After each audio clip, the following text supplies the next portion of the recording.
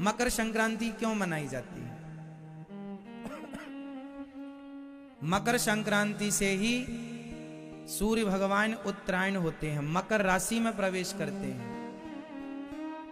मकर संक्रांति के दिन ही भीष्म पितामह ने अपने प्राणों का त्याग किया था, क्योंकि उस समय सूर्य दक्षिणायन थे ना।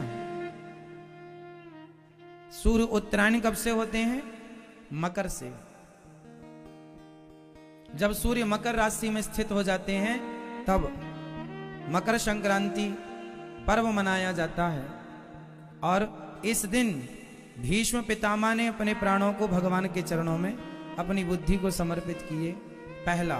दूसरा, मकर संक्रांति के दिन, मतलब मकर संक्रांति के दिन ही भगीरथ जी ने तपस्या की और गंगा मैया जब भगवान शिव ने उन्हें जटाओं से छोड़ी तो भगीरथ जी के साथ गंगा जी गंगोत्री से निकलकर गंगा सागर में मकर संक्रांति के दिन ही गंगा सागर से मिली थीं। इसलिए बाकी तीर्थ बार बार गंगा सागर, आज का ये त्योहार मकर संक्रांति का, यह गंगा सागर स्नान करने का, कपिल भगवान के दर्शन करने का है। अब देखिए, अब इसे हमारे ऋषि मुनियों ने, हमारे बड़े बुजुर्गों ने इस पावन से त्योहार को एक साइंस से जोड़ रखा है। इस मकर में तिल से स्नान करने का, तिल के लड्डू खाने का विधान है। बताओ, मकर संक्रांति को तिल खाने का क्या साइंटिफिक रीजन है? क्या हमारे बड़े बुजुर्ग पागल थे?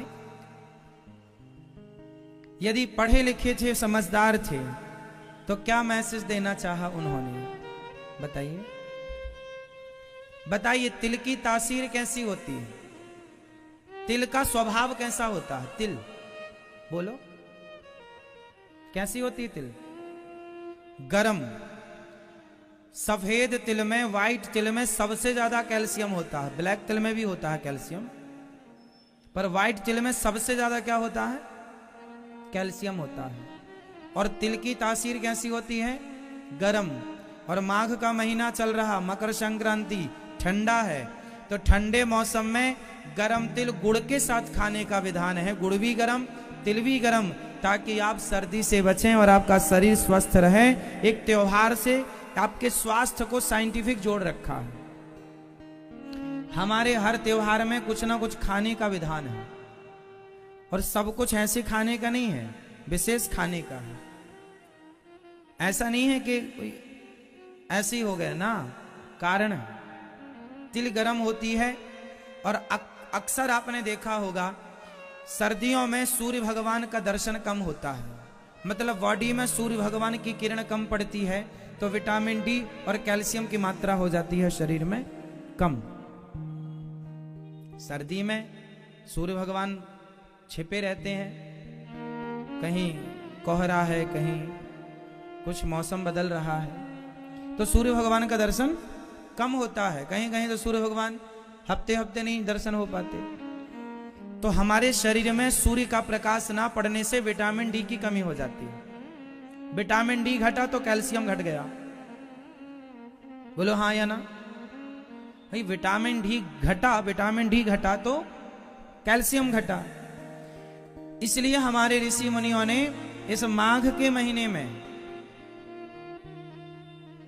तिल खाने का विधान रखा कि आप तिल खाओ। तिल खाएंगे तो आपका कैल्शियम लेवल बढ़ेगा और आप स्वस्थ रहेंगे, और आपको सर्दी इत्यादि से तिल बचाएगी।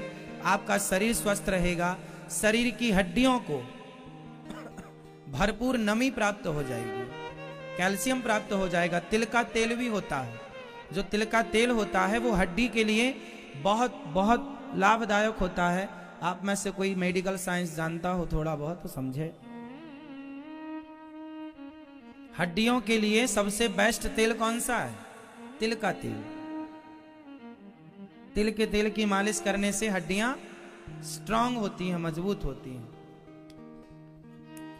तो ये जो हम कह रहे हैं, हजारों साल पहले से हमारे ऋषि मुनियों ने ये मतलब कितने पढ़े लिखे थे ना हमारे ऋषि मुनि, कितना साइंटिफिक है ना हमारा सनातन धर्म।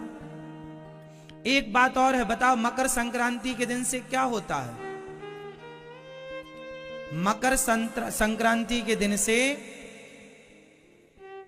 प्रकृति भी बदलती है, मौसम में बदलाव होता है। बताओ क्या बदलाव होता है?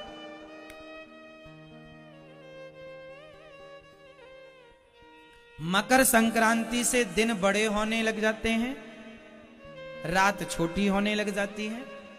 और एक चीज, मकर संक्रांति से सर्दी को हम लोग विदा कर रहे होते हैं। धीरे धीरे सर्दी अब कम होने लग जाएगी। आपने देखा मकर संक्रांति आते ही मौसम में बदलाव आप महसूस कर रहे हैं। आज से 10 दिन पहले कितनी ज्यादा सर्दी थी, 5-7 दिन पहले भी बहुत सर्दी थी, पर देखो धीरे धीरे मतलब हमारे ऋषि मुनियों ने एक एक चीज को पकड़ा है कि इस दिन से देखो परिवर्तन है। दिन बड़ा होने लगा, रात छोटी होने लगी। वैसे 25 दिसंबर से ही दिन बड़े होने लग जाते हैं, पर वह बड़ा दिन मिनटों में होता है।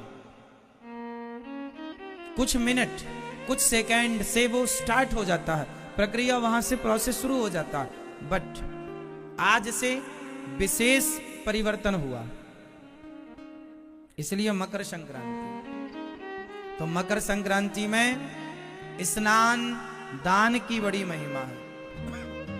मकर संक्रांति में तिल के लड्डू बना करके दान करने की महिमा है। मकर संक्रांति में गरीबों को भोजन, कंबल और जो आपकी श्रद्धा हो दान पुण्य करने का, अन्न दान का बड़ा महत्व है। इसलिए मकर संक्रांति के दिन आपको जरूर अपने घर से कुछ ना कुछ धन धर्म के लिए निकालना चाहिए। ये परंपरा रही है हमारे